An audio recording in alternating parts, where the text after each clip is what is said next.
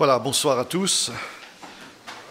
Pour cette dernière réunion ce soir, sur le thème donc l'Église et Israël, j'aimerais que nous nous séparions sur un thème très très important, notamment dans les temps dans lesquels nous vivons, qui sera formulé de la manière suivante: l'attente d'Israël et de l'Église.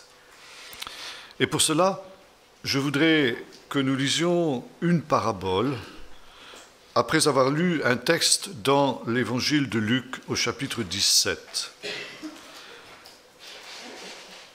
Luc chapitre 17, nous lisons au verset 26 et nous poursuivrons au chapitre 18. « Ce qui arriva au jour de Noé arrivera de même au jour du Fils de l'homme. Les gens mangeaient, buvaient, se mariaient et donnaient en mariage, jusqu'au jour où Noé entra dans l'arche. Le déluge vint et les fit tous périr. Il en sera comme au temps de Lot. Les gens mangeaient, buvaient, achetaient, vendaient, plantaient, bâtissaient. Mais le jour où Lot sortit de Sodome, une pluie de feu et de souffle tomba du ciel et les fit tous périr. Il en sera de même le jour où le Fils de l'homme se révélera. En ce jour-là, que celui qui sera sur la terrasse, qui aura ses affaires dans la maison, ne descende pas pour les prendre. Que celui qui sera dans les champs ne retourne pas non plus en arrière. Souvenez-vous de la femme de Lot. Celui qui cherchera à préserver sa vie la perdra, et celui qui la perdra la retrouvera. Je vous le dis, cette nuit-là, de deux personnes qui seront dans un même lit, l'une sera prise, l'autre laissée. De deux femmes qui moudront ensemble, l'une sera prise et l'autre laissée. De deux hommes qui seront dans un champ, l'un sera pris et l'autre laissé. Les disciples lui dirent: Où sera, Seigneur? Il répondit: Là où sera le corps, là s'assembleront les vautours. Jésus leur dit une parabole pour montrer qu'il faut toujours prier et ne pas se lasser. Il dit: Il y avait dans une ville un juge qui ne craignait pas Dieu et qui n'avait d'égard pour personne. Il y avait aussi dans cette ville une veuve qui venait lui dire: Fais-moi justice de mon adversaire. Pendant longtemps, il ne voulut pas. Mais ensuite, il dit en lui-même: Bien que je ne craigne pas Dieu et que je n'ai aucun égard pour personne, néanmoins, parce que cette veuve me cause des ennuis, je lui ferai justice de peur que jusqu'à la fin, elle ne vienne me casser la tête. Le Seigneur ajouta: Entendez ce que dit le juge inique. Et Dieu ne fera-t-il pas justice à ses élus qui crient à lui nuit et jour? Tarderait-il à leur égard? Je vous le dis, il leur fera promptement justice. Mais quand le Fils de l'homme viendra, trouvera-t-il la foi sur la terre? Et enfin, un dernier texte dans le livre de l'Apocalypse au chapitre 22, verset 17. L'Esprit et l'épouse disent: Viens, et que celui qui entend dise: Viens, que celui qui a soif vienne, que celui qui veut prenne de l'eau de la vie gratuitement. Je l'atteste, à quiconque entend les paroles de la prophétie de ce livre, si quelqu'un y ajoute, Dieu ajoutera à son sort les plaies décrites dans ce livre. Si quelqu'un en retranche des paroles du livre de cette prophétie, Dieu retranchera sa part de l'arbre de la vie et de la ville sainte décrit dans ce livre. Celui qui atteste ces choses dit: Oui, je viens bientôt. Amen. Viens, Seigneur Jésus. Les paraboles sont un genre littéraire très particulier. Il faut savoir que dans la littérature juive, nous sont parvenus des centaines de paraboles des rabbins. La parabole n'était pas quelque chose qui était spécifique à Jésus, mais qui était typique de l'enseignement des sages de son temps. La parabole se dit en hébreu mashal, ça veut dire littéralement un exemple. Il y a dans le canon de l'Écriture un livre qui porte ce nom, Meshalim en hébreu, c'est le livre des Proverbes. Les Proverbes sont aussi des exemples, des comparaisons. Et le livre des Proverbes, tout comme les paraboles, est un livre qui s'apparente à ce que l'on appelle la littérature de la sagesse. Les paraboles sont aussi des expressions de la sagesse d'Israël.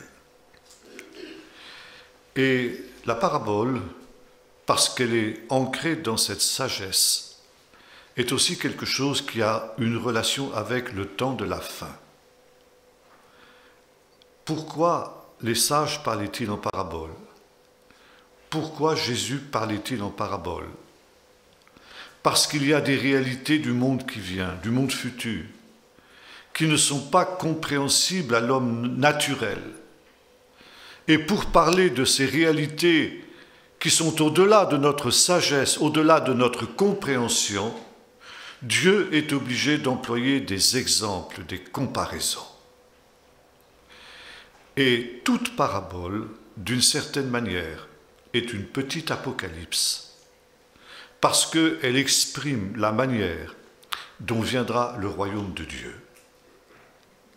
Les sages d'Israël aimaient illustrer leur enseignement par des paraboles.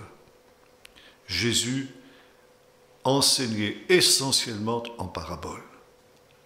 Aucun sage d'Israël n'a amené l'art de la parabole à une telle perfection que ce qu'a fait Jésus.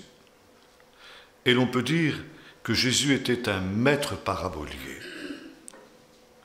La parabole qui nous intéresse est justement aussi une parabole qui s'inscrit dans ce contexte.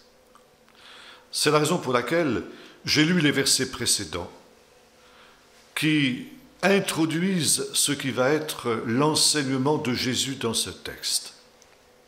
Jésus répond à une question qui lui a été posée par les pharisiens. Quand viendra le royaume de Dieu? Et Jésus va répondre de deux manières. D'abord, le comment. C'est quelque chose qui se fera soudainement, rapidement, et d'une manière totalement surprenante. Et le grand danger, qui sera alors celui des siens, à la fois de son peuple d'Israël et à la fois de l'Église, c'est justement de ne pas être présent à ce rendez-vous. Parce que on n'aura pas anticipé ce temps et qu'on ne s'en sera pas préoccupé. Et Jésus va utiliser deux exemples de générations qui ont vécu des drames de ce même type. Et il va employer pour cela l'exemple des deux générations les plus perverties de l'histoire humaine, la génération de Noé et la génération de Lot. Dans la tradition juive, il y a le contexte et le concept de la dernière génération. Et selon l'enseignement biblique tel que l'ont compris les sages d'Israël, il en sera de la dernière génération comme des générations les plus perverties de l'histoire humaine. Et il y a cette idée dans le judaïsme que le Messie viendra dans un monde entièrement corrompu. C'est la raison pour laquelle Jésus prend ses comparaisons avec ces deux générations les plus pécheresses de toute l'histoire, la génération de Lot et la génération de Noé. Mais ce qui pourrait peut-être apparaître surprenant dans ces lignes que nous avons lues, c'est que Jésus n'insiste pas sur la dépravation de ces générations. Il insiste sur leur état d'impréparation quant à ce qui devait se produire. Dans ces deux générations, nous avons dit, les hommes mangeaient, buvaient, se mariaient et mariaient leurs enfants, plantaient, vendaient, achetaient, etc. Toutes sortes d'activités qui en soi ne sont pas répréhensibles. Quoi de plus naturel que de se livrer à ce genre d'activité? Mais ce sur quoi Jésus veut insister, c'est sur le fait que ces deux générations avaient été averties d'un drame qui venait pour elles, d'une catastrophe. La génération de Noé avait été avertie de la venue du déluge. La génération de Lot avait été avertie de la venue d'un déluge de feu. Et cet avertissement aurait dû permettre à certains membres de cette génération de se tourner vers Dieu et de se préparer pour échapper à ces événements. Quand Dieu avertit de problèmes qui viennent, c'est pour que précisément ses enfants échappent à ces choses. Or, le drame de ces deux générations, drame, nous dit Jésus, qui sera aussi celui de la dernière génération, c'est que ces avertissements ne seront pas pris au sérieux. La génération de Noé n'avait pas pris au sérieux les avertissements qui lui avaient été donnés, pas plus que la génération de Lot. Et vous vous souvenez que lorsque Lot tente d'avertir ses gendres de ce qui va se produire, il nous est dit que ses gendres crurent qu'il plaisantait. Et par conséquent, il nous est dit que ces catastrophes sont venues sur ces deux générations sans qu'ils s'y attendent et qu'ils ont tous péri. Il en sera ainsi de la dernière génération, nous dit Jésus. Pourquoi en sera-t-il de cette génération comme des deux autres générations? Pourquoi cette dernière génération se laissera-t-elle aussi surprendre autant que les deux autres générations que Jésus a mentionnées auront été surprises? Parce que dans les temps de la fin, il y aura une épreuve difficile à surmonter, et cette épreuve sera l'épreuve de l'attente. L'attente sera la tentation la plus subtile et la plus difficile à assumer, qui sera celle à la fois du peuple d'Israël et à la fois de l'Église. Et pourquoi ? Parce que ce thème du retard de la venue du Messie est un thème que l'on retrouve dans de nombreuses paraboles de Jésus. C'est un thème que l'on retrouve aussi dans une autre parabole très célèbre, la fameuse parabole des 10 vierges. Ces 10 jeunes filles qui étaient toutes allées à la rencontre de l'époux. Et parce que nous était dit, l'époux tardait, elles se sont toutes endormies. Et au milieu de la nuit, à un moment où plus personne n'attendait la venue de l'époux, aucune de ces jeunes filles, ni les sages, ni les folles, n'attendaient cette venue de l'époux. Et toutes ces jeunes filles ont toutes été surprises quand le temps est venu. Elles se sont réveillées en sursaut, et la différence a été que certaines avaient pris leur disposition, elles étaient sages et elles avaient pris des réserves d'huile, tandis que les autres ne l'avaient pas fait. Et il nous est dit que celles qui étaient prêtes sont entrées avec l'époux dans la salle du festin, et celles qui n'étaient pas prêtes, eh bien, elles ont essayé d'aller acheter de l'huile, et quand elles l'ont fait, il était trop tard, la porte était fermée. Il y a un temps où la porte est fermée. La porte de la grâce est fermée. Une autre parabole qui va dans le même sens, c'est la parabole des bons et des mauvais serviteurs. C'est une petite parabole que l'on trouve dans l'évangile de Matthieu, juste avant la parabole des 10 vierges, où l'on retrouve cette idée aussi de la sagesse et de la folie, thème qui est central dans le livre des Proverbes que j'évoquais tout à l'heure, et qui lui aussi se retrouve dans les paraboles, parce que les paraboles appartiennent à ce genre littéraire de la littérature de la sagesse. Les vierges sages étaient sages parce qu'elles sont en relation avec Dieu. Les folles ne sont pas sages dans leur conduite. Et on retrouve cette idée de la sagesse et de la folie dans la petite parabole qui précède cette parabole des 10 vierges, où Jésus dit « Quel est le serviteur prudent et avisé ?» Donc ça peut se traduire aussi par sage, qui attend que son maître revienne des noces. Il ne sait pas quand ce maître va venir, mais il sait une chose, c'est qu'il va venir. Et parce que justement il ne sait pas quand son maître va venir, il se tient prêt à tout, en tout temps. Il sait que le maître peut venir au petit matin, au milieu du jour, au crépuscule, ou même au milieu de la nuit. Et parce qu'il ne sait pas, et parce qu'il est sage, il ne veut pas que son maître le trouve dans une situation où il aurait à rougir. Alors il est prêt en tout temps. Mais si c'est un mauvais serviteur, un méchant serviteur, nous dit Jésus, qui dit « Mon maître tarde à venir ». Et là on trouve ce thème du retard de la venue du Seigneur qu'on a déjà rencontré dans la parabole des Vierges. « Mon maître tarde à venir ». Il se met à manger et à boire, et nous retrouvons ici ce que nous avons dans les deux générations qui ont été celles de Noé et de Lot. Il se met à manger et à boire, à se quereller avec ses compagnons, et le maître de ce serviteur viendra au moment où il ne s'y attendra pas.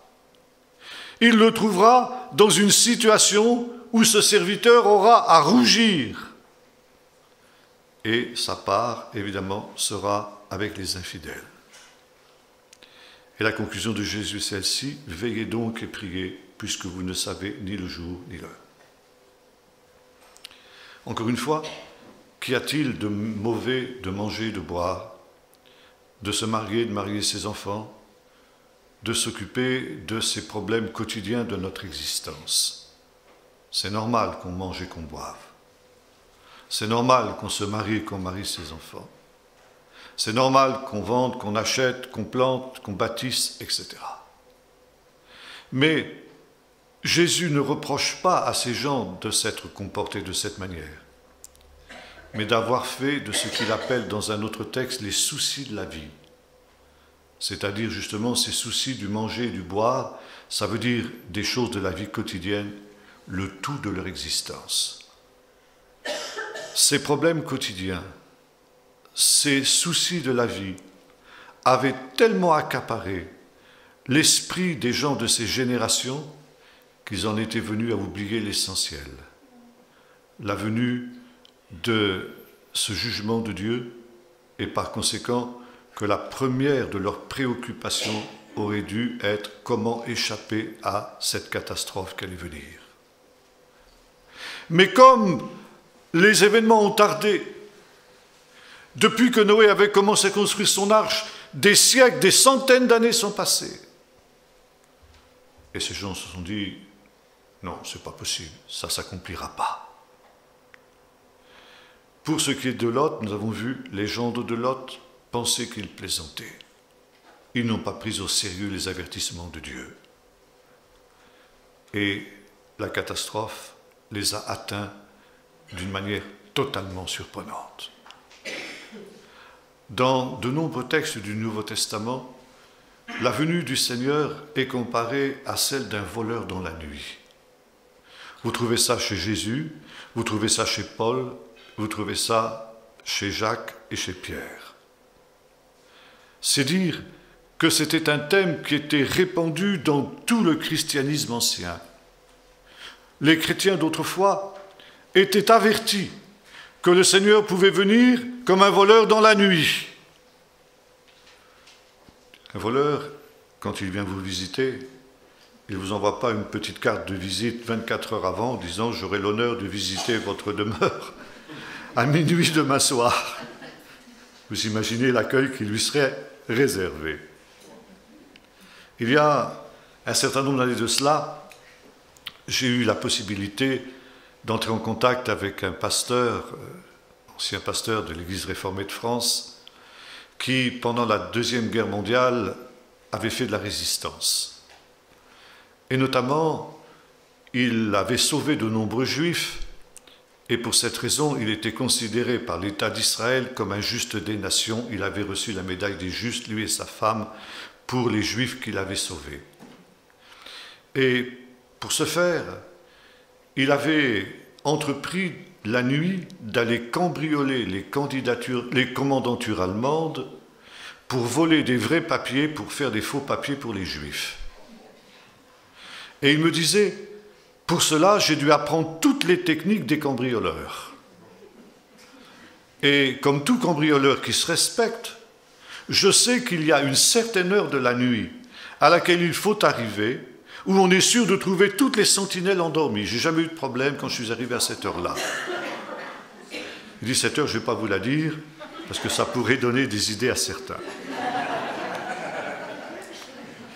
Mais voilà, il vient comme un voleur dans la nuit, au moment où personne ne s'y attendra. Et la parabole des vierges nous montre que tout le monde, mais tous seront surpris. Il viendra au moment où personne ne s'y attendra. Et c'est pour cela qu'il faut être prêt en tout temps. Mais non seulement il viendra d'une manière soudaine, comme un voleur dans la nuit, mais il viendra après un long temps. Il y aura un retard. Pourquoi ce retard? Avec ceux qui étaient avec nous à Libetto aujourd'hui, je me suis longuement arrêté sur ce point, parce que le Seigneur ne tarde pas, nous dit l'apôtre Pierre, dans l'accomplissement de sa promesse, comme certains le pensent.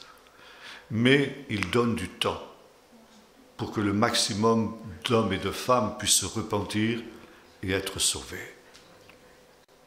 Mais le problème, c'est que bien souvent, on ne comprend pas ce pourquoi du retard de Dieu. Parce que pendant le temps où le Seigneur donne ainsi du temps et suspend en quelque sorte son jugement, il laisse libre cours aux agissements des hommes, et notamment aux agissements des méchants. Et nous retrouvons justement la réflexion de ce mauvais serviteur dont parle Jésus dans cette parabole, qui se dit « Mon maître tarde à venir ». Par conséquent, je peux en profiter. Prenons du bon temps, puisque de toute manière, sa venue, elle n'est pas pour demain.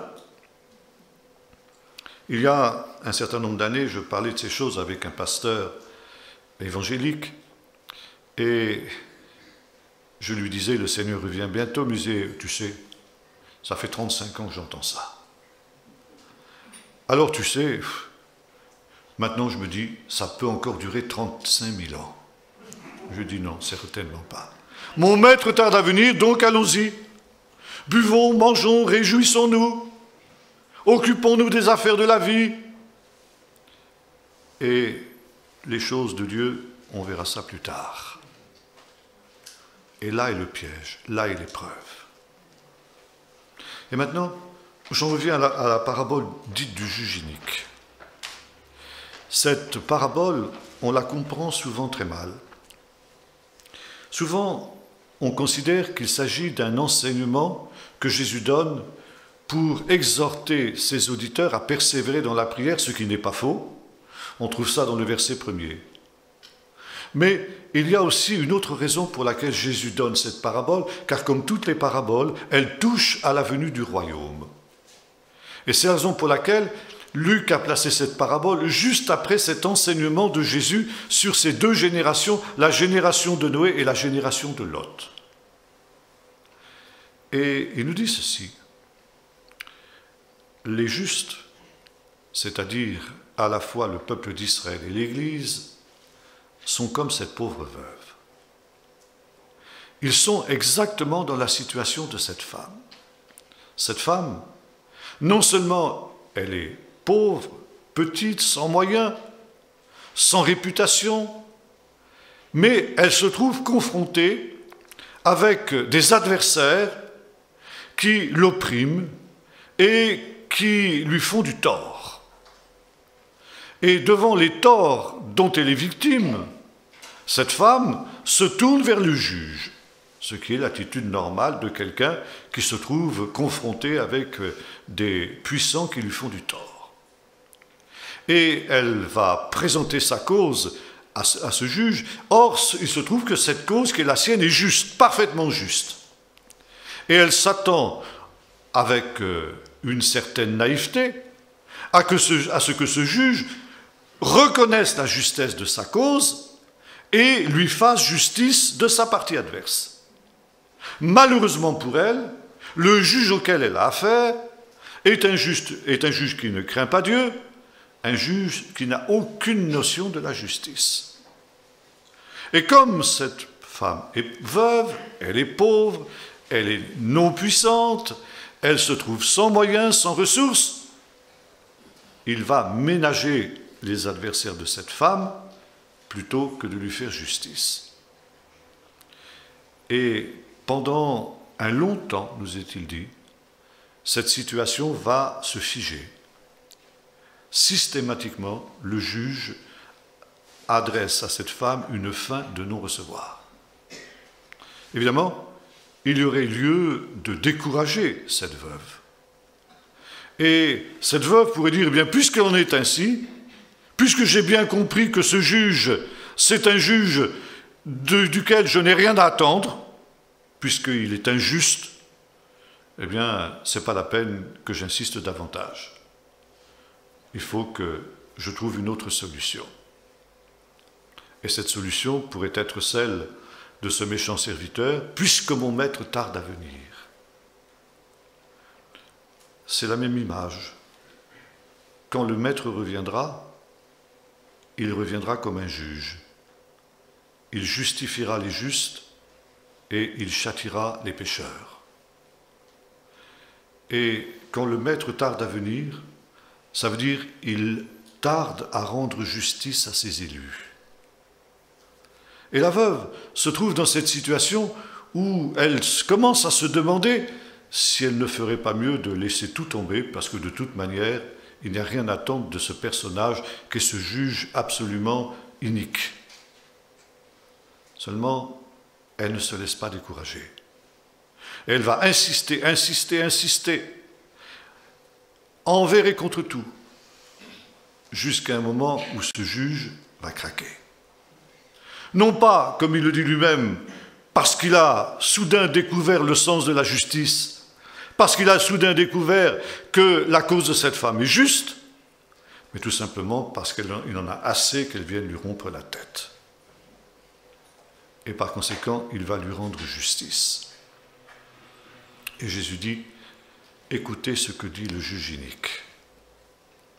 Et maintenant, Jésus fait l'application pour l'Église du temps de la fin.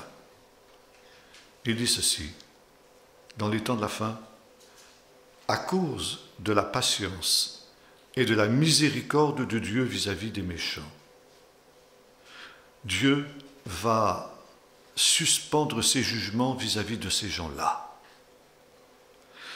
Et il va leur laisser libre cours.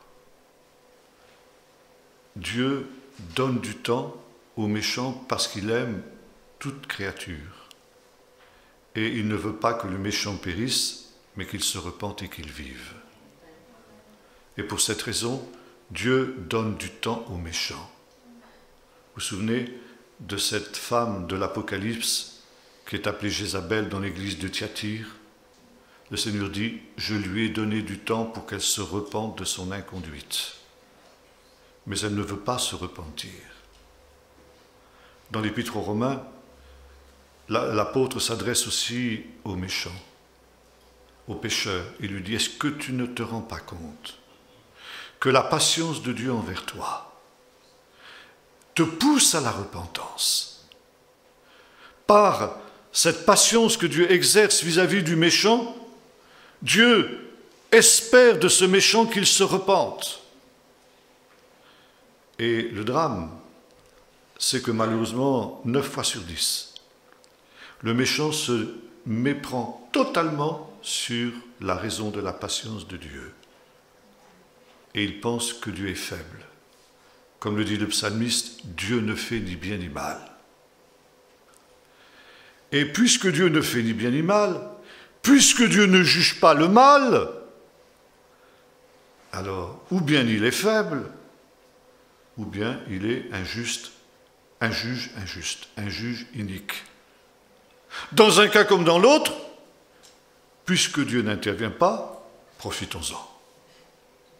Et bien loin de se repentir, malheureusement la plupart du temps, comme le dit l'apôtre Pierre, les méchants avancent toujours plus dans le mal, égarés eux-mêmes et égarant les autres. Mais non seulement il y a cette attitude qui est suicidaire, nous dit l'apôtre Paul, parce que, contrairement à ce que tu crois, Dieu tient des comptes dans le ciel. Et si tu continues à t'endurcir, tu es en train, dit Paul, de t'amasser un trésor de colère pour le jour de la colère. Et si tu ne t'es pas repenti avant le retour du Seigneur, avant que la porte ne soit fermée, Dieu te présentera la note et tu paieras intérêt et capital.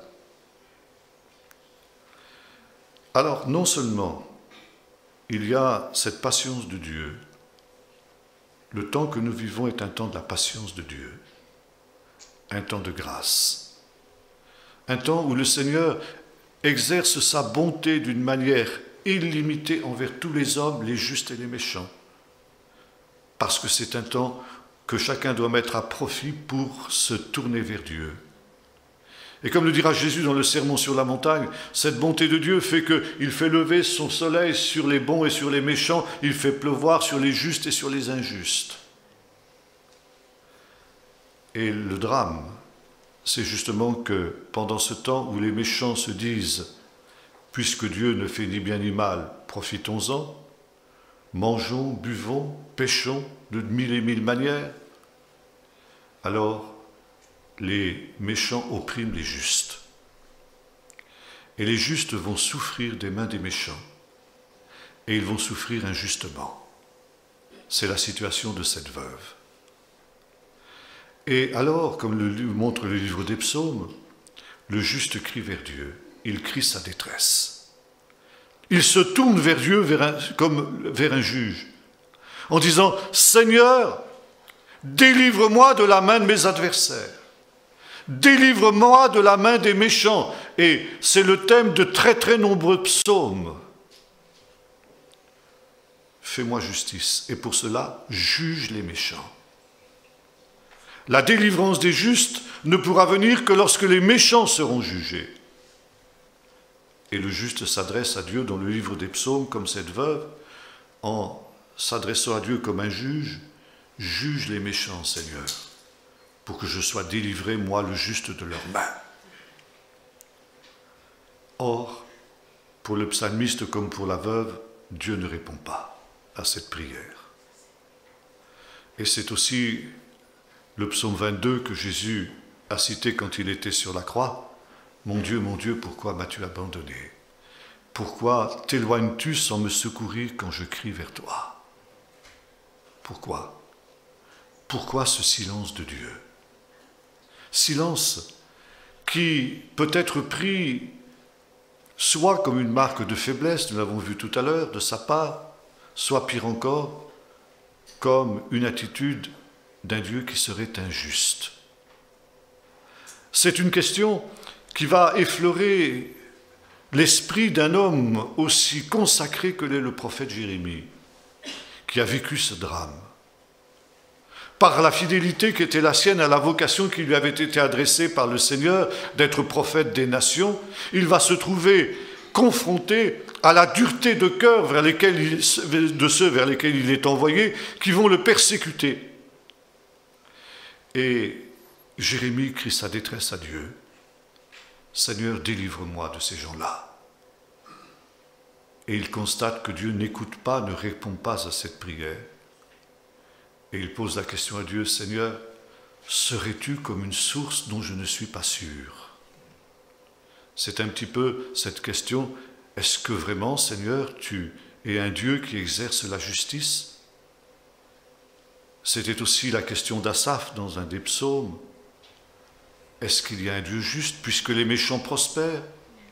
Puisque aucun malheur ne les atteint pendant leur vie, alors que moi qui me suis efforcé de laver mes mains dans l'innocence, tous les jours je suis frappé, chaque jour mon châtiment est là.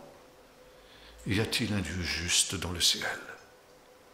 Dieu ne serait-il pas semblable à ce juge inique? Et le peuple de Dieu sait que sa délivrance dépend de ce retour de Jésus, de cette parousie qui l'attend, qui verra le triomphe des justes et le jugement des méchants. Mais voilà, comme nous l'avons vu dans les paraboles, l'époux tarde. Ou pour reprendre l'image de la parabole de la pauvre veuve, Dieu ne répond pas. Dieu ne répond pas, en tout cas, à la prière qui consiste à dire, comme nous l'avons vu dans le livre de l'Apocalypse, « Viens Seigneur Jésus ». Pourquoi tardes-tu, Seigneur? Pourquoi ton retour se fait-il attendre? Eh bien, la réponse, nous l'avons vue. Parce que si le Seigneur revient, eh bien, il coupe aux méchants toute occasion de se repentir et par conséquent d'être sauvés. Mais ça, le juste qui souffre injustement de la main des méchants a beaucoup de mal à le comprendre. Et c'est là sa tentation. Puisque Dieu semble être une eau qui n'est pas sûre, comme disait Jérémie, alors pourquoi continuer à aller boire à cette source? Et le diable vient et dit, va boire à d'autres sources, à ces citernes crevassées du monde qui ne retiennent pas l'eau. Là au moins, tu auras une satisfaction immédiate, à défaut d'autre chose. C'était la tentation d'Asaph. Puisque les méchants réussissent, ben je vais faire comme eux, après tout. Moi aussi j'ai envie de réussir un peu. Alors, je vais faire comme eux, je vais mentir, je vais tromper, je vais employer tous ces moyens humains qui assurent le succès et la réussite dans ce monde. Et Asaph nous dit, mais quand j'ai commencé à réfléchir là-dessus, la difficulté a été grande à mes yeux, jusqu'à ce que je sois entré dans les sanctuaires du Dieu très haut, et que j'ai pris garde au sort final des méchants. Et en quelque sorte, Dieu a arrêté le pied d'Asaph au dernier moment, au moment où il allait prendre la pente fatale, et il allait déchoir de sa justice et de sa fermeté. Et Jésus, dans les paraboles, nous dit, ce retard de la venue du Seigneur et l'augmentation du mal sur la terre qui en résultera, parce qu'encore une fois, les méchants se méprendront totalement et se moqueront de son retour. Pierre nous dit, il paraîtra des moqueurs dans les derniers temps, disant, où est la promesse de son avènement? Car depuis que nos pères sont morts, tout reste comme auparavant. Et même au sein du peuple de Dieu, au sein de l'Église, il y a parfois aussi cette attitude. Un jour que je prêchais sur ce thème dans une église, à la fin de la réunion, une sœur est venue vers ma femme et a dit, on avait presque oublié que le Seigneur revient. Et comme disait ma femme, le presque est certainement de trop. Mon maître tarde à venir. Et il se met à manger, à boire, à se quereller avec ses compagnons. Et le maître de ce serviteur viendra au moment où il ne s'y attendra pas. Et ça, ce sera la plus grande épreuve dans les temps de la fin, savoir attendre. Et Jésus reprend aussi dans un autre texte une affirmation qui met fin au livre du prophète Daniel, où il nous est dit, depuis le temps où sera élevée l'abomination du dévastateur, il y aura 1290 jours. Heureux celui qui attendra et qui arrivera à 1335 jours. Deux chiffres qui sont absolument mystérieux, qui ont donné lieu à de nombreuses spéculations, à de nombreuses hypothèses. Ne comptez pas sur moi pour vous donner l'explication de ces chiffres mystérieux. Mais ce que je retiens de ce verset, c'est surtout ceci. Heureux celui qui attendra et qui arrivera, qui atteindra le but. Jésus nous dit la même chose. Il nous dit dans les derniers temps, parce que le péché se sera accru, l'amour du plus grand nombre, la charité du plus grand nombre se refroidira. Alors, beaucoup trébucheront, chancelleront, renieront le maître qui les aura rachetés. Et parce que justement cette iniquité aura été accrue, mais celui qui persévérera jusqu'à la fin sera sauvé. Heureux celui qui persévérera jusqu'à la fin, c'est ce que dit Daniel. Heureux celui qui persévérera jusqu'à ces mystérieux 1390 jours. Il y a une épreuve de l'attente, il y a une épreuve de la persévérance qui sera l'épreuve la plus dure à surmonter, la plus dure à assumer dans les derniers temps. Parce qu'il y aura comme des signes qui nous disent « mais cette espérance, elle est vaine ». Il y aura un esprit d'aveuglement. Et alors même que les événements d'Israël, les événements du Moyen-Orient nous montrent que nous sommes dans cette période, nombreux sont même au sein du peuple de Dieu, de l'Église, de ceux qui ne veulent pas voir ces choses, parce que ça dérange. Ils sont comme les gendres de Lot, alors que la catastrophe est imminente, elle est visible, alors que les nuages s'amoncellent dans le ciel. Non, on ne veut pas voir. On veut continuer à vivre dans cet état d'insouciance. Et puis, on n'a pas tellement envie que le Seigneur revienne. On est tellement bien sur cette terre. On a tellement de bienfaits à notre disposition, de gadgets. Et comme me disait un pasteur récemment, j'ai réalisé que les gens de mon église ne lisent plus la Bible parce qu'ils sont devant la télévision et devant Internet. Ces choses, les soucis de la vie, ont pris le pas sur les choses essentielles. Et les chrétiens sont comme Marthe, affairés à une foule de choses secondes, pas forcément mauvaises, mais secondes, et ils oublient la meilleure part, celle qu'avait choisie Marie, l'essentiel, d'être trouvé prêt quand le Seigneur viendra. Et pour revenir à notre parabole ici du juge inique et de la veuve, nous voyons cette même attitude de la part de ces chrétiens qui, comme les méchants serviteurs, eh bien, se détournent de ce qui est cette espérance, cette attente et cette persévérance. Par contre, la veuve, elle ne s'est pas laissée détourner. Et elle a continué à adresser cette prière que nous avons lue dans l'Apocalypse, cette prière qui est la prière qui est inspirée par l'Esprit chez les véritables enfants de Dieu. L'Esprit et l'épouse disent « Viens », que celui qui entend dise « Viens ». Et l'écho c'est « Amen ». Viens, Seigneur Jésus. Et cette veuve, malgré l'attitude déroutante du juge, elle continue à insister jusqu'à ce que justement elle triomphe de cette obstination du juge, cette obstination unique du juge. Et Jésus dit ceci: si cette femme a réussi à obtenir la délivrance sur laquelle elle comptait à cause de sa persévérance, elle a réussi à vaincre l'obstination de ce juge inique et à obtenir de lui tout ce qu'elle voulait. Dieu, lui, au contraire, malgré les apparences, est loin d'être un juge inique. Il est un juste juge. S'il retarde l'exaucement des prières de son peuple, c'est parce qu'il a ses raisons. Mais lui, il prend en compte l'état de son peuple, l'état de ses enfants, et il est décidé à répondre. Et quand viendra le moment, parce qu'il y a un moment fixé, alors il fera promptement justice. Vous retrouvez ça ici dans le livre de l'Apocalypse, à la prière de cette épouse qui répond à la prière de l'Esprit, « Viens Seigneur Jésus ». Le Seigneur dit « Amen », on traduit mal, « Je viens bientôt ». La traduction exacte, c'est « Je viens rapidement, je viens vite ». Ça veut dire que quand le temps sera venu, les choses se précipiteront. Vous avez un texte comme ça dans le chapitre 60 du livre du prophète Ésaïe, « Ani beito achishena ». Moi, dans son temps, je hâterai ces choses.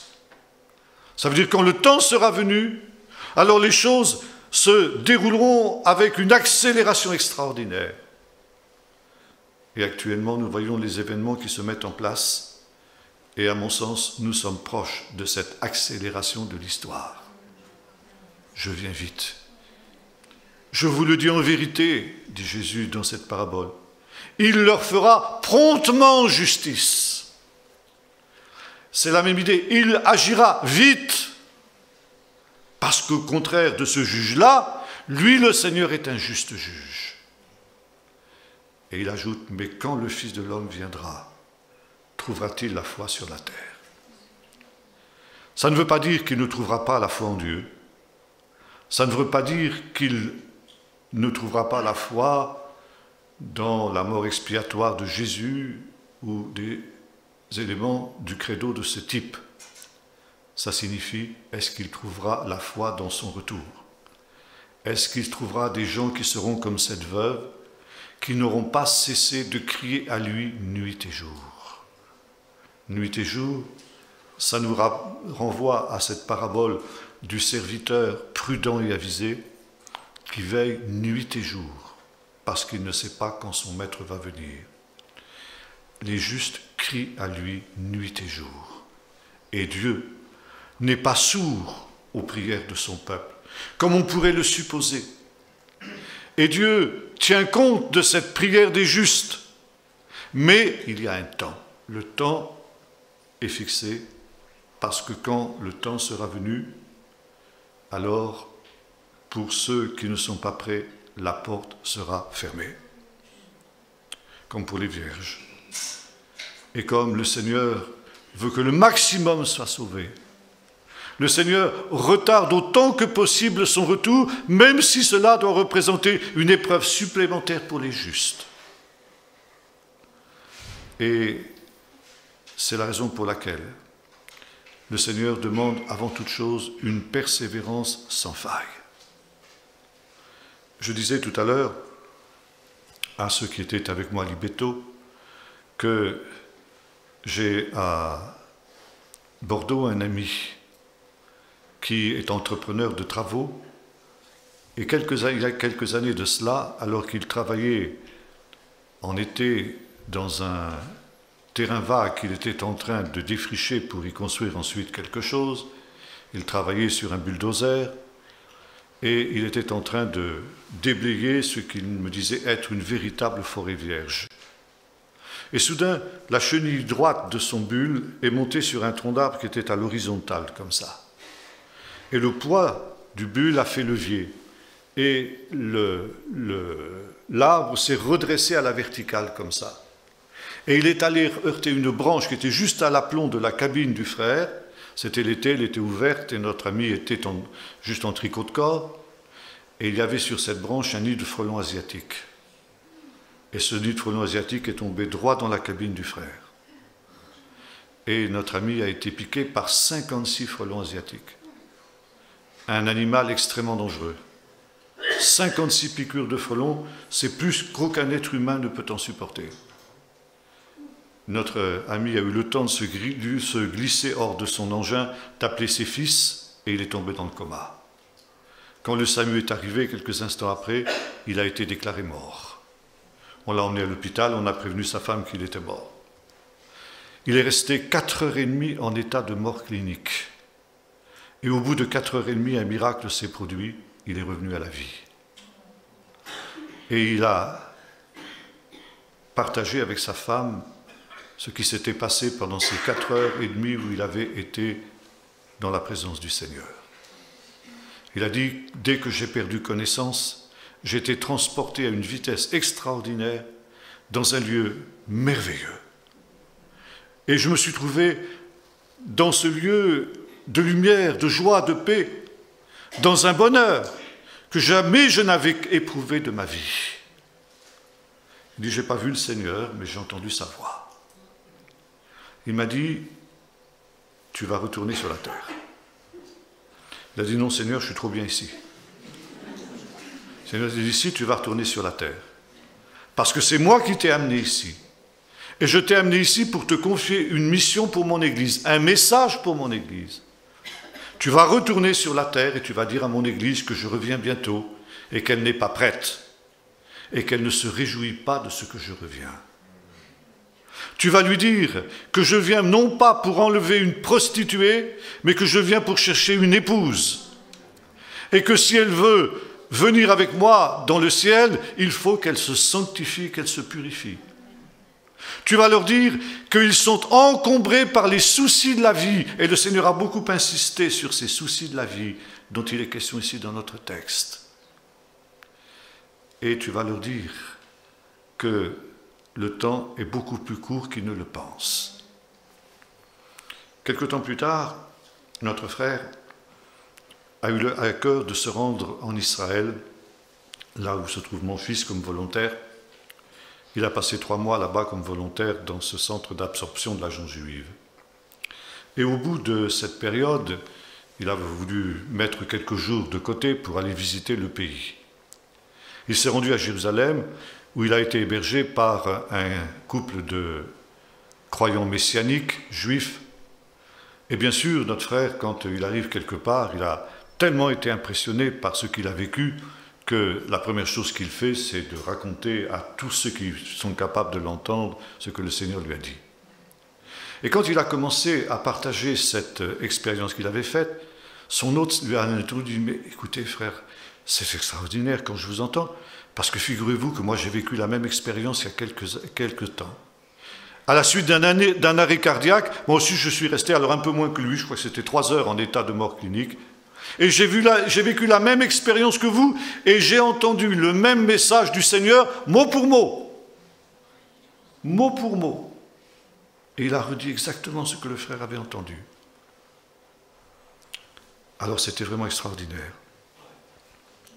Et l'histoire ne s'arrête pas là. Quelques jours après avoir visité Jérusalem, il s'est rendu en Galilée. Là aussi, il a été accueilli par une autre famille messianique. Et quand il a commencé à partager avec cette autre famille messianique l'expérience qu'il avait faite, son hôte l'a interrompu, il dit « Moi aussi j'ai fait la même expérience et j'ai entendu le même message que vous du Seigneur. »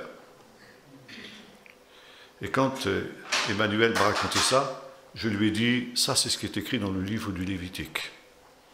Toute chose sera établie sur la déposition de 2 ou de 3 témoins. » Parce que si c'était simplement le frère Emmanuel qui avait fait cette expérience, on aurait pu dire de lui, oh oui, bon, il a rêvé, c'est son imagination, etc. Mais là, Dieu a permis que cette même expérience soit communiquée à 3 personnes différentes, qui ne se connaissaient pas, qui vivaient à des milliers de kilomètres les unes des autres. Et providentiellement, le Seigneur a permis que ces 3 personnes se rencontrent, confondent leur expérience et constatent qu'elle était identique. Si après ça, on n'est pas convaincu que le Seigneur revient, alors c'est qu'on est aveugle, c'est qu'on est endurci ou je ne sais pas quoi. Or, malheureusement, c'est parfois ce qui se passe. Et de plus en plus, notre frère Emmanuel me dit qu'il y a des lieux où il n'est pas bien reçu. Et parce que des gens qui sont dérangés par ce genre de message. J'ai vécu moi-même aussi des expériences de ce type-là quand nous prêchions sur ces choses.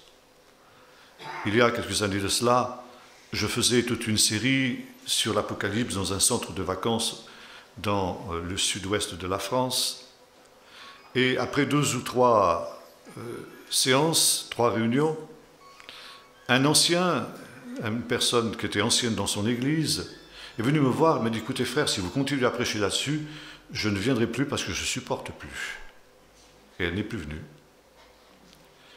Une autre personne est venue me voir et m'a dit « Frère, vous m'avez gâché mes vacances. » Je dis « Moi, j'ai gâché vos vacances ?» Elle dit « Oui, parce que depuis que vous prêchez sur ce thème-là, je ne dors plus. » Ah bon, je lui dis « Et pourquoi ?»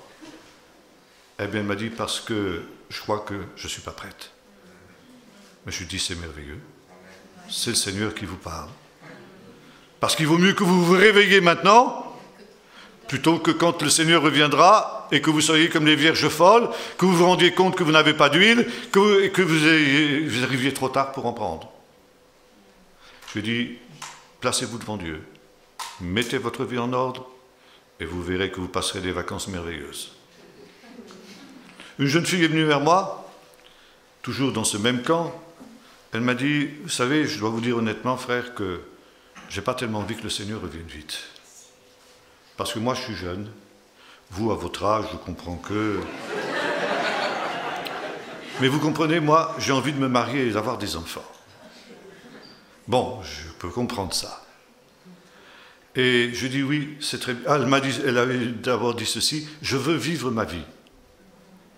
Alors je lui dis, écoute bien, si vivre ta vie comme tu dis, c'est vivre dans un monde ravagé et dévasté par les jugements de Dieu, parce que c'est ce qui se passera quand le Seigneur reviendra. Est-ce que tu crois que ça en vaut la peine? Est-ce que tu crois qu'il ne vaut pas mieux à ce moment-là être à l'abri dans le ciel avec le Seigneur? Réfléchis à ces choses. Prenez garde à vous-même, de peur que les soucis de la vie ne viennent encombrer votre vie et que ce jour ne vienne sur vous à l'improviste, car il viendra comme un voleur dans la nuit. Quand le Fils de l'homme viendra, trouvera-t-il la foi sur la terre? Quand le Fils de l'homme viendra, trouvera-t-il des veuves, comme cette veuve de la parabole, qui seront à crier à lui nuit et jour, « Fais-nous justice, Seigneur !» Car quand le Seigneur viendra, il fera justice à ses enfants. Il leur fera promptement justice. Alors, j'ai intitulé tout à l'heure cette méditation « L'épreuve de l'attente d'Israël et de l'Église ». Cette attente, cette difficulté d'attendre, parce que l'époux tarde, parce que le juge retient son bras par amour pour les méchants. C'est quelque chose de difficile à comprendre, c'est quelque chose de difficile à assumer. Mais précisément dans ces temps qui sont les temps de la fin, où le Seigneur nous donne des signes, comme au travers de ces trois frères qui ont fait cette expérience qu'on appelle de plus en plus aujourd'hui dans les milieux médicaux, la vie après la vie. Eh bien, le Seigneur fait cela pour nous avertir. Vous connaissez aussi cette autre parabole qu'on trouve dans le chapitre 16 de l'évangile de Luc, qu'on appelle la parabole du mauvais riche et de Lazare. Cette parabole aussi est très intéressante dans le contexte que nous vivons ces temps-ci.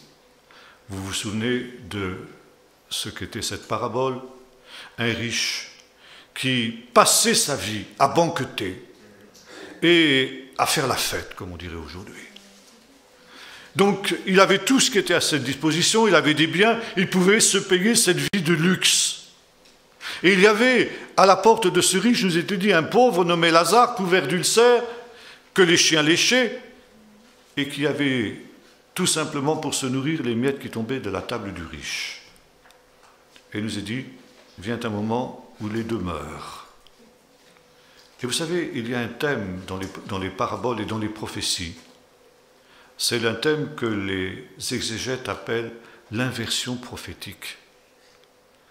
Ça veut dire que quand viendra le royaume de Dieu au dernier jour, le sort de chaque être humain sera bouleversé. Les grands seront abaissés et les petits seront élevés. Vous trouvez ce thème dans le Nouveau Testament également. Par exemple, dans le Cantique de Marie, que l'on appelle le Magnificat. Marie, inspirée par le Saint-Esprit, va parler à ce qu'on appelle le parfait prophétique. Ça veut dire qu'elle va parler au passé de choses qui sont à venir. Parce que Dieu parle au passé des choses qui sont à venir, parce que pour lui, même si ces choses sont encore à venir, s'il les a décidées, c'est comme si c'était déjà fait. Il appelle les choses qui ne sont pas comme si elles étaient. Et Marie, qui est inspirée par le Saint-Esprit, qui est transportée dans le royaume céleste, elle va parler au passé des choses qui sont à venir. Quand son fils, qui est encore à naître, va s'asseoir sur le trône de David, son père, comme l'ange lui a dit au dernier jour, alors Marie dit ceci, il a renversé les grands de leur trône, il a renvoyé les riches à vide, mais il a élevé les humbles, il s'est souvenu d'Israël son serviteur. Jésus, son fils, reprendra la même idée dans les béatitudes, notamment dans la version qu'en donne Luc. Et dans la version de Luc, nous disons ceci, « Heureux, vous qui êtes pauvres maintenant, car quand le royaume de Dieu sera venu, vous serez riches. Mais malheur à vous qui êtes riches maintenant, car quand le royaume de Dieu sera venu, vous serez dépouillés de vos biens. Malheur à vous qui êtes rassasiés maintenant, car quand le royaume de Dieu sera venu, vous serez dépouillés de vos richesses et de vos biens, et vous serez affamés. Mais heureux, vous qui avez faim maintenant, car quand le royaume de Dieu sera venu, vous serez pleinement rassasiés. Heureux, vous qui pleurez maintenant, car quand le royaume de Dieu sera venu, eh bien, vous serez consolés. Malheureux, vous qui riez maintenant, car quand le royaume de Dieu sera venu, vous pleurez. Voyez-vous, Jésus résume ça dans un autre texte par une expression qui est devenue proverbiale. Les premiers seront les derniers seront les premiers. Et l'homme est placé devant un choix. Avoir son paradis ici-bas ou bien avoir sa récompense dans le ciel. On ne peut pas avoir les deux. Il faut choisir. Et Jésus insiste, surtout dans les paraboles, sur cette nécessité de renoncer. Et voilà, nous revenons à cette parabole du mauvais riche et de Lazare. Lazare avait été le dernier dans ce monde. Et quand il meurt, dans l'au-delà, il se retrouve à la première place, au banquet scatologique. Lui qui, dans sa vie terrestre, n'avait à manger que les miettes qui tombaient de la tâche du riche, il est à la place d'honneur, il va se rassasier dans le royaume de Dieu. Il est dans le sein d'Abraham. Ça veut dire quoi, le sein d'Abraham? Ça veut dire qu'il est à la droite d'Abraham. Dans les festins de l'Antiquité, on mangeait non pas assis, mais couché sur des divans. Et on était appuyé sur le coude gauche, comme ça. Et on plongeait la main droite dans le plat.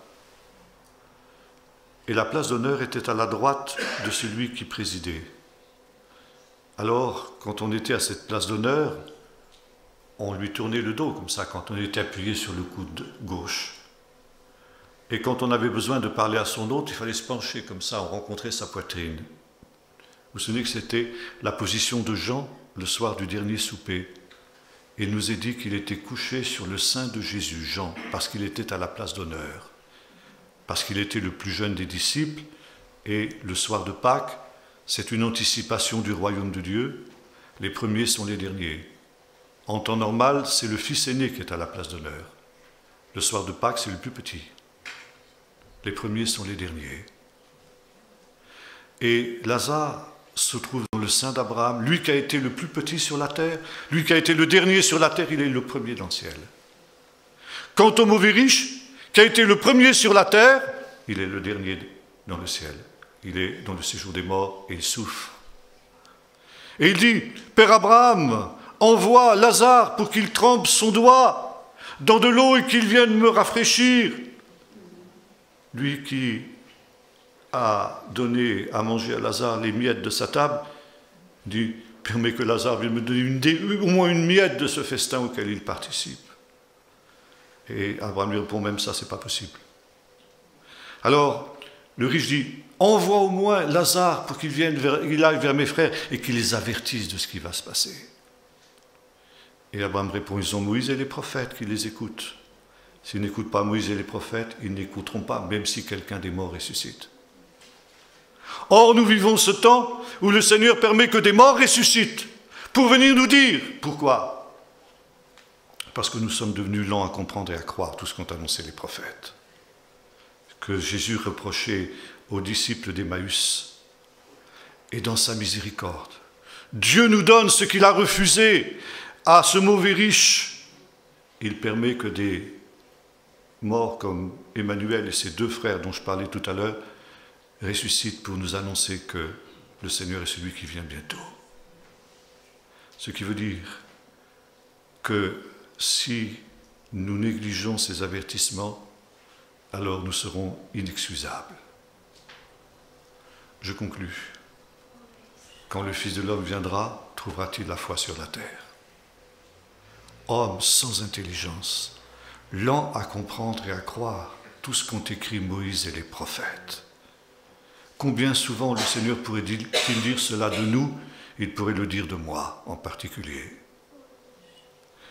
Et le Seigneur, dans sa grâce, dans sa miséricorde, dans son amour, qui ne veut pas que nous périssions, qui ne veut pas que ce jour nous surprenne, nous avertit. Ne soyons pas comme la génération de Lot, ne soyons pas comme la génération de Noé, qui n'a pas voulu prendre garde aux avertissements du Seigneur. Et Paul disait, et ce sera mon dernier mot, vous savez dans quel temps nous sommes. Le salut est maintenant plus proche que lorsque nous avons cru. L'heure est avancée. C'est le moment de vous réveiller enfin de votre sommeil. Et dans la nuit du monde, le cri qui a été poussée dans la nuit pour les vierges retentit. Voici l'époux, allez à sa rencontre. L'esprit et l'épouse disent viens. Que celui qui entend dise viens. Puissions-nous répondre Amen, viens Seigneur Jésus, et nous préparer en conséquence pour ne pas être surpris quand cet événement se produira. Celui qui persévérera jusqu'à la fin sera sauvé. Puissions-nous être de cela. Prions maintenant.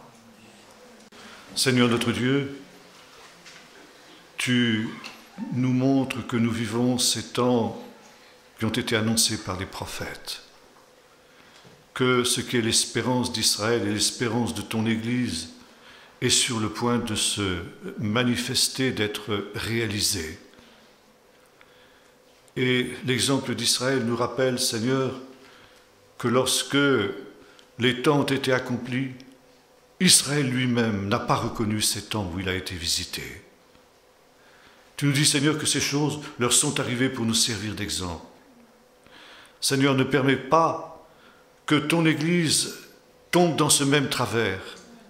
Et au moment, Seigneur, où tu lui donnes ces signes, ces avertissements, Seigneur, permets que nous les prenions au sérieux et que nous ne rations pas le rendez-vous, que nous ne soyons pas de ceux qui sont absents au moment où tu nous visites.